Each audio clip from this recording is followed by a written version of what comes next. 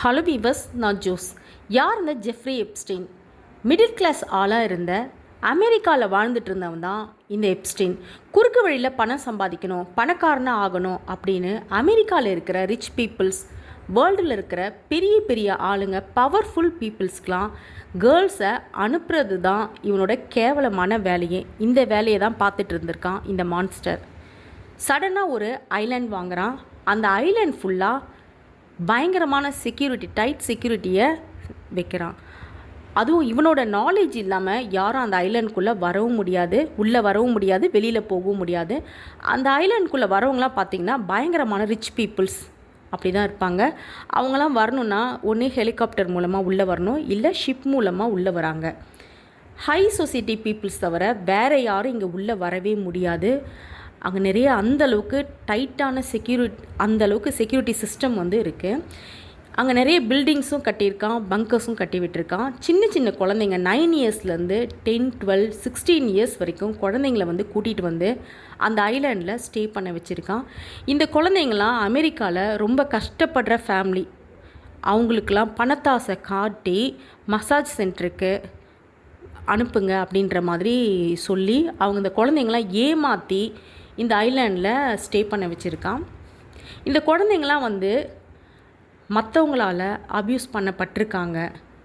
20 years before வந்து இந்த ஐலாண்டை வாங்கியிருக்கான். இந்த ஐலாண்டுக்கு வந்து வேர்ல்டில் இருக்க பணக்காரவங்க, பெரிய அதிகார பதவியில் இருக்கிறவங்க, சயின்டிஸ்ட் உட்பட வேர்ல்டு பிஸ்னஸ் மேன் சொல்லி நிறைய கண்ட்ரியில் இருந்தெல்லாம் பிரசிடெண்ட், பிரின்ஸ், இப்படி ஒருத்தரையும் விடாமல் எல்லாரையும் இந்த ஐலாண்டுக்கு வந்து பார்ட்டின்ற பேரில் வர வச்சுருக்கான்.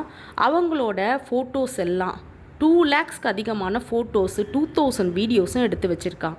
இதெல்லாம் வந்து அவங்கக்கிட்ட காட்டி பிளாக்மெயில் செஞ்சு பணம் வாங்கிறதுக்காக ஒரு மிடில் கிளாஸ் லைஃப்பில் இருந்தவனுக்கு வேர்ல்டு பவர்ஃபுல் பர்சன்ஸ், வேர்ல்டில் இருக்க ரிச் பீப்புள்ஸ், இப்படி எப்படி இவங்களோட ஃப்ரெண்ட்ஷிப்லாம் இவனுக்கு கிடச்சிது, அவங்களோடலாம் எப்படி ஃப்ரெண்ட்ஷிப் ஏற்பட்டுச்சுன்னு பார்த்தா, கிறிஸ்லைன் மேக்ஸ்வெல் எப்ஸ்டீன் கூடவே இருந்த எப்ஸ்டீனோட கேர்ள் ஃப்ரெண்டு. இப்போது இந்த மேக்ஸ்வெல்ன்ற லேடி வந்து ஜெயிலில் தான் இருக்காங்க. மேக்ஸ்வெல் வந்து பெரிய பணக்கார ஃபேமிலியில் பிறந்திருக்காங்க. அவங்க தான் இவங்களுக்கு வந்து இந்த எப்ஸ்டீனுக்கு வந்து பெரிய பெரிய பணக்காரவங்க, பிரசிடெண்ட், அந்த மாதிரி பர்சன்ஸ் எல்லாரையுமே, எக்ஸ் பிரசிடெண்ட், இப்படி நிறைய பேரை வந்து மேக்ஸ்வெல் தான் எப்ஸ்டீனுக்கு வந்து இன்ட்ரோ பண்ணி வச்சுருக்காங்க. 2019 ஜெஃப்ரி எப்ஸ்டீனை வந்து அரெஸ்ட் செஞ்சு ஜெயிலில் போடுறாங்க.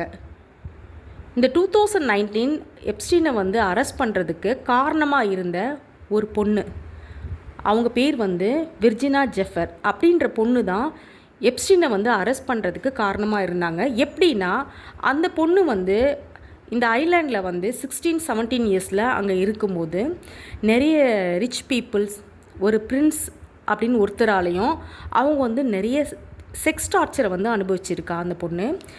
கொஞ்சம் வருஷம் கழித்து வெளியில் வந்து அந்த பொண்ணு வந்து இதெல்லாம் சொல்கிறா, வாய்ஸ் அவுட் பண்ணுறா. இப்படி பண்ணதுனால தான் இந்த எப்ஸ்டீன் வந்து இவனுக்கு பின்னாடி இவ்வளோ பெரிய விஷயங்கள்லாம் இருக்குது, உள்ளே இவ்வளோ நடந்திருக்கு. அந்த பொண்ணு சொன்ன விஷயங்கள்லாம், அவங்க சொன்ன விஷயங்கள்லாம் வந்து ரொம்ப பயங்கரமானதாக இருந்தது. இன்னும் நிறைய விஷயங்கள் சொல்லியிருக்காங்க. இதெல்லாம் சொல்லி எப்ஸ்டீனை வந்து அரெஸ்ட் பண்ணுறாங்க, ஜெயிலையும் போடுறாங்க.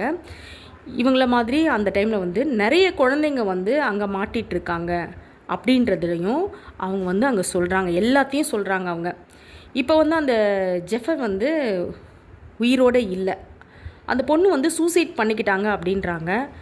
அவங்க சூசைட் பண்ணிக்கிட்டதுக்கான ரீசன் வந்து என்னன்னு தெரியல, உண்மையானும் தெரியல. நிறைய பெண்கள் வந்து எப்ஸ்டீன் ஐலாண்டில் வந்து பாதிக்கப்பட்டிருக்கோம் அப்படின்னு அங்கே இருந்தவங்க, கொஞ்சம் சின்ன வயசாக இருக்கும்போது இருந்தவங்க, அதுக்கப்புறம் வெளியே வந்தவங்க வந்து ப்ரொட்டஸ்ட் பண்ணி அமெரிக்கா கவர்மெண்ட் வந்து கிட்டத்தட்ட 30 lakhs எப்ஸ்டீன் ஃபைலை வந்து ஒரே டைமில் எல்லாத்தையும் வெளியிடுறாங்க. அதில் பார்த்திங்கன்னா நிறைய கண்ட்ரீஸோட president, ex president, scientist, rich people, powerful peoples எல்லாருமே பெரிய பெரிய ஆளுங்க. எப்படி இவ்வளோ பேர் இந்த விஷயத்துக்குள்ளே மாட்டினாங்க, சிக்கியிருக்காங்கன்றது தெரியல. அவ்வளோ பேரோட ஃபோட்டோஸு எல்லாமே இருக்குது அப்படின்ற மாதிரி எல்லாமே ஃபைல்ஸ் எல்லாமே வெளியே வந்திருக்கு. ஆனால் நிறைய பேரோட ஃபோட்டோஸ் இருக்குன்றதுக்காக அவங்க எல்லாருமே தப்பு பண்ணாங்கன்னு சொல்ல முடியாது. ஜஸ்ட் பார்ட்டிக்கு போயிருக்கலாம், போயிட்டு திரும்பியும் வந்திருக்கலாம், தப்பு பண்ணாமே இருந்திருக்கலாம். எல்லாருமே தப்பு பண்ணாங்க, குற்றவாளிங்க அப்படின்னு நம்ம சொல்ல முடியாது.